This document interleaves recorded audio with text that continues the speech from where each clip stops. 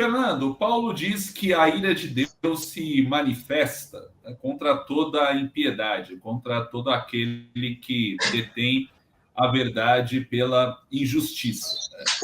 E aí ele começa a falar de um grupo de pessoas que depois a gente vai abordar mais pormenorizadamente, que se recusaram, que resistiram ao conhecimento de Deus e que Deus entregou a uma disposição reprovável. A ira seria uma manifestação, a recusa obstinada ao Evangelho? O Paulo ele trata muito a questão da justiça, né, Júlio? E eu acredito que essa ira se refere àquilo que não é justo, ou à injustiça. E eu às vezes penso nessa ira como uma espécie de indignação, né? Eu sei que é difícil a gente usar a própria experiência para pensar em algo que Deus faz, por conta da nossa limitação e imperfeição, mas é mais ou menos quando a gente vê um ato de injustiça sendo cometido e nós somos tomados por uma indignação, né? Uma ira nesse sentido, uma raiva. E acho que o que Paulo está falando da ira de Deus, dessa ira que se manifesta, é essa indignação contra aquilo que vai contra a justiça, né? Aquilo que vai contra a ordem que Deus estabeleceu para a vida e para a manutenção da vida.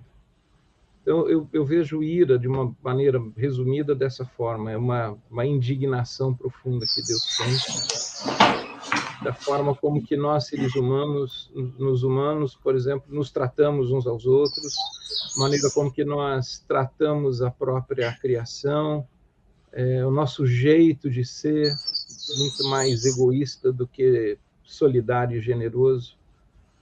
Então, eu sigo por esse caminho, pensando em ira ou na ira de Deus.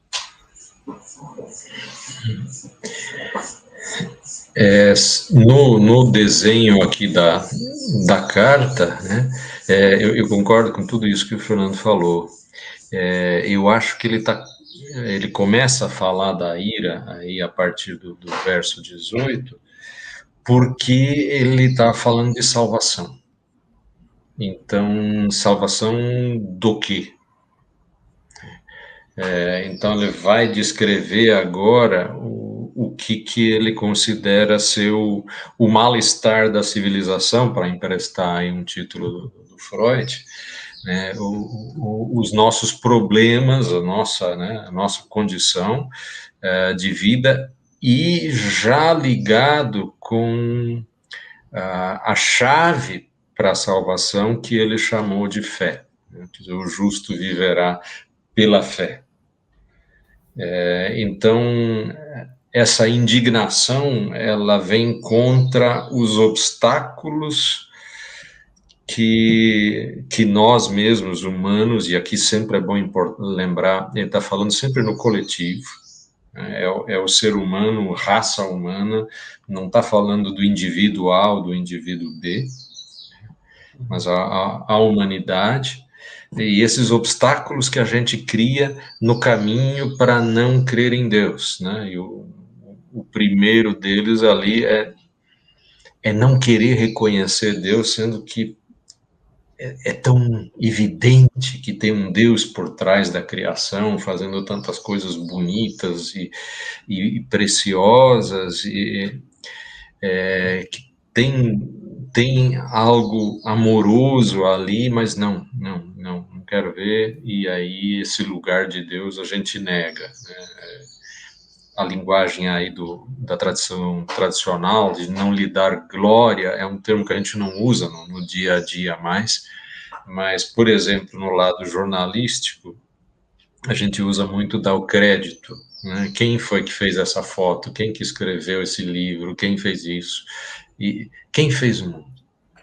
Deus. É dar a glória, é reconhecer o crédito, porque tem alguém, né, por trás com muita capacidade. E então essa raiva contra não deixar as pessoas se aproximarem desse Criador, né, e reconhecer que ele está aí, né, que ele existe.